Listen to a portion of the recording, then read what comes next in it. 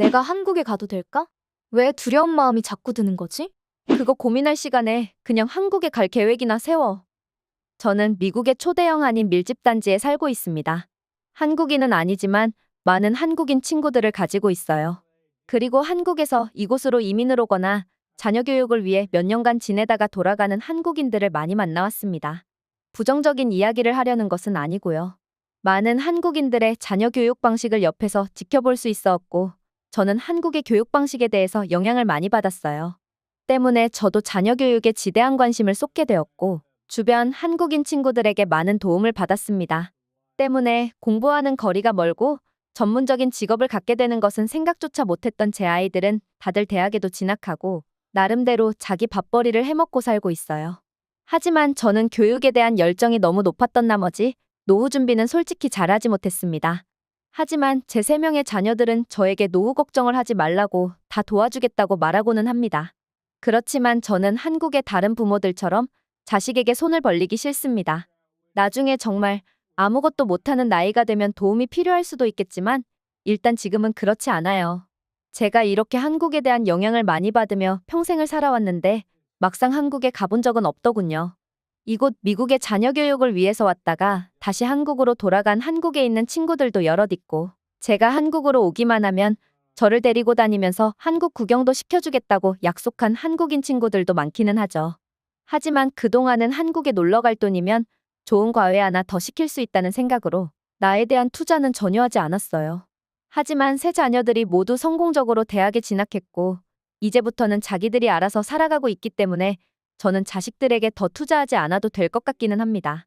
그럼에도 불구하고 나에게 돈을 쓰는 습관이 없어서인지 한국에 가고 싶기는 했지만 가도 되는 것인지 고민이 되기도 했어요. 한국 부모들의 헌신적인 모습과 마음이 그대로 저에게도 들어와 있던 것이었죠. 한국에 가고 싶어하는 제 마음을 어떻게 알았는지 주변의 한국인 친구들은 저에게 한국에 가볼 것을 강력하게 권하더군요. 여기 미국과는 아주 다른 체험을 경험할 수 있다면서 말이죠. 집에 쉬러 온 제 첫째 아들에게 옆집 사는 한국인 친구 수지가 제 아들에게 엄마가 한국에 가고 싶어 하는데 맨날 갈까 말까 고민하고 계신다라고 살짝 귀띔해줘서 첫째한테 한국으로 가는 비행기표 선물을 받게 되기도 했습니다. 괜히 자식한테 부담을 주는 게 아닌가 싶어서 미안한 마음이 들었지만 막상 선물을 받으니 기분이 매우 좋았습니다. 그렇게 한국에 갈 준비를 하게 되었어요. 게다가 저는 평소에도 한국적인 마인드를 많이 가지고 있다고 생각했기 때문에 더 기대가 되었습니다. 그리고 제가 비행기표를 선물 받은 것을 알게 된 옆집 친구 수지도 자기도 한국에 오랜만에 가보겠다며 저와 같이 한국으로 가게 되었습니다. 그리고 수지도 이곳 미국에 같이 어울리던 한국인 아줌마들 얼굴도 오랜만에 보면 좋겠다며 말이죠. 너무나 즐거운 여행이 될 것 같아서 기대를 가지고 한국에 방문했습니다. 공항에 도착하니 다양한 국적을 가진 다양한 인종의 사람들이 보였지만 그래도 주로 한국인들이 많이 있는 것 같았습니다. 오히려 저는 이 장면이 더 편안하더군요. 보통 미국인들이 한국에 갔을 때 모두 하나같이 같은 머리색, 같은 피부색을 보고 신기하고 오묘한 느낌을 받는다고 하는데 저는 오랜 기간 한국 사람들과 어울려서 지내서 그런지 이런 장면이 더 익숙하고 편안했습니다. 그렇게 여유 있는 마음을 가지고 한국에서 많은 것들을 체험해보고 돌아가려고 노력했습니다. 제 주변에는 여러 한국인 아줌마들이 있으니까 걱정할 것도 없었으니까요. 하지만 한국의 첫 여행 시작 시전부터 저는 삐그덕거렸습니다. 왜냐하면 장기간 비행기를 탑승하느라 몸이 불편했고 마음대로 움직이지 못해서 한국으로 오는 내내 너무나 힘들었거든요. 때문에 어깨와 등이 너무나 뻐근한 상태였고 근육까지 매우 불편한 상태였습니다. 자유롭게 움직일 수 없는 불편한 상태 딱 그 정도였습니다. 하지만 여기는 한국이잖아요. 접수를 하기 위해서 줄 서야 하고 한참을 기다려야 하는 미국의 병원 또는 한의원과 다르게 한국에는 아주 많은 한의원들이 손님을 기다리고 있습니다. 예전에 미국에서 한국식 의료원이라는 한의원에 가본 적이 있기는 한데 당시에도 근육이 불편해서 갔다가 금세 나아서 걸어 나왔던 기억이 있었고 그 뒤로도 종종 한의원 생각이 나기는 했지만 정말 비싼 비용과 오랜 기다림 끝에 진료를 겨우 받아야 하는 미국 의료 체계의 특성상 다시 방문한 적은 없었어요. 그나마 한의원은 불편한 시스템은 아니었지만 사람이 늘 많아서 진료를 받기 쉽지 않았거든요. 하지만 여기 한국에서는 접수를 하고 금방 진료를 받을 수 있었고 병원에 도착한 지 10분 만에 저는 등과 어깨에 침을 맞을 수 있었습니다. 그리고 침을 맞는 순간 그쪽 부위에 열이 오르는 듯한 느낌이 나고 뻐근함이 몰려오는 느낌이 들더니 어느새 편안한 상태가 되었습니다. 뭉쳐있고 불편했던 근육이 침 한 방에 사르르 녹아서 퍼져나가는 느낌을 받았습니다. 감탄사를 얼마나 내뱉었던지 한의사 선생님이 그렇게 좋으시냐고 물어봤던 기억도 있습니다. 그런데 좋은 걸 좋다고 하지 뭐라고 하겠나요. 잠시 침을 맞고 그 뒤로는 따뜻한 수건 덩어리를 제 등에 올린 뒤 한참을 누워 있었어요. 아직 몸을 움직여보지 않았지만 아주 많이 좋아졌다는 것을 느낄 수 있었습니다. 정말 이런 의술은 전 세계 사람들이 모두 체험해보면 좋을 것 같다는 생각도 들었습니다. 약국에서 약을 사 먹고 스프레이 약을 뿌려도 일주일 가까이 통증이 지속되는 근육통을 단 30분 만에 진정시켜버리는 대단한 기술이니까요. 게다가 아주 저렴한 비용에 이용이 가능하다는 것도 너무 완벽했습니다. 그렇게 한국에서 여행은 이제 불편함이 아니라 쾌적한 몸 컨디션을 가지고 돌아다닐 수 있었습니다. 오랜만에 만난 한국인 친구들과 정말 신나게 수다도 떨고 한국의 쾌적한 식당에서 식사도 했습니다. 무엇보다도 한국인 친구들이 미국에서 해주었던 한식들을 다시 맛볼 수 있는 식당들이 매우 많았다는 게 너무나 인상 깊었습니다. 친구들이 미국에서 저에게 해주었던 음식들을 한국에서 한국의 식재료로 정통식으로 요리하면 조금 느낌이 다르기는 하거든요. 아마 채소나 야채 모두 품종이 다르고 자라는 토양의 질도 다르기 때문에 미국에서 먹는 음식과는 약간의 다른 느낌을 주거든요. 그리고 저는 다행히도 한국의 식자재를 너무나 잘 먹었고 너무나 맛있게 먹었습니다. 여행은 이래서 가는구나 싶었고 한국에서는 너무나 즐거운 날들의 연속이었습니다. 음식 하나만 먹어도 너무 즐거워서 웃음이 나기도 했어요. 한국은 저에게 아주 큰 기쁨을 주는 곳이 틀림이 없었습니다. 그리고 저는 한국의 편백나무 숲을 가봤어요. 한국은 넓은 영토를 가지지는 않았지만 없는 게 없어요. 빽빽하게 들어찬 숲은 마음을 안정시키기에 너무나 좋았습니다. 그리고 특유의 나무향은 마음을 편안하게 만들어주고 스트레스를 줄여주는 역할을 한다고 하더군요. 사실 이런 게 있는지도 모르고 살아왔는데 한국 사람들은 몸에 좋은 것이나 마음의 안정을 찾기 위해 만들어 놓은 것들이 아주 많다는 생각이 들었습니다. 그곳을 그냥 거닐며 천천히 숨을 쉬기만 해도 기분이 좋아졌습니다. 친구들과 수다를 떠는 것도 잠시 멈추고 천천히 그곳의 공기를 음미했습니다. 한국식 표현으로 공기를 마신다라는 게 있는 것으로 알고 있는데 물을 마시는 것도 아니고 공기를 마신다고 했을 때 그냥 한국식 표현 중 하나라고 생각했던 적이 있습니다.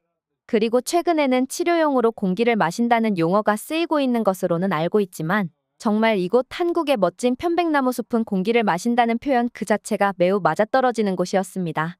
신선한 공기에 마음도 홀가분해지고 잡념도 사라지는 신기한 경험을 해봤습니다.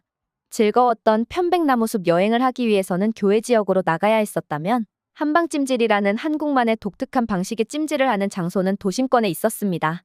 저는 한약이 무엇인지 알고 있는 수준은 되었지만 제가 직접 경험해본 적은 없었어요.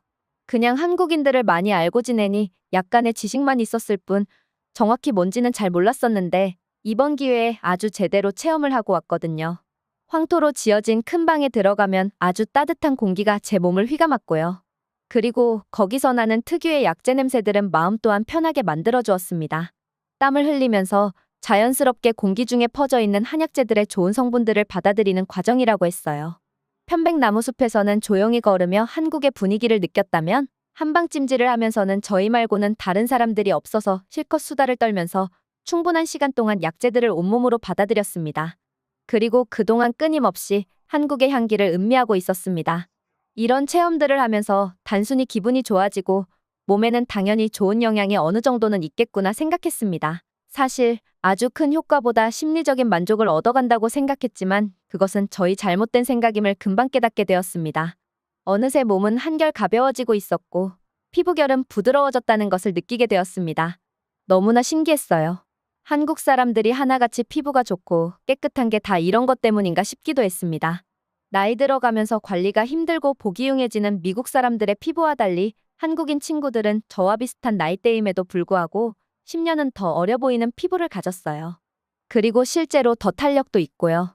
그런 부분들이 늘 신기하고 그냥 인종 간의 차이라고 생각하고는 했어요. 그런 부분도 물론 당연히 중요한 요인이겠죠. 하지만 한국인들이 즐겨하는 문화적인 배경이 그런 유전적인 요소를 더 뚜렷하게 만들어주는 게 아닌가 하는 생각도 들었어요. 그리고 제가 체험한 것들은 모두 한국에서는 아주 오래전부터 해오던 것들이라고 했습니다.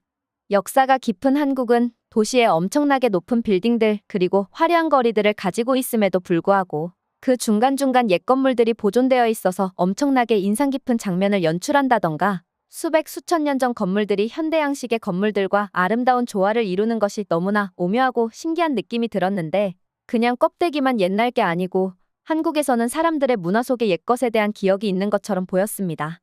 마치 유전자에 박혀 있는 게 아닌가 싶을 정도로 한국 사람들은 전통적인 모습에 대한 행동을 하고는 하죠.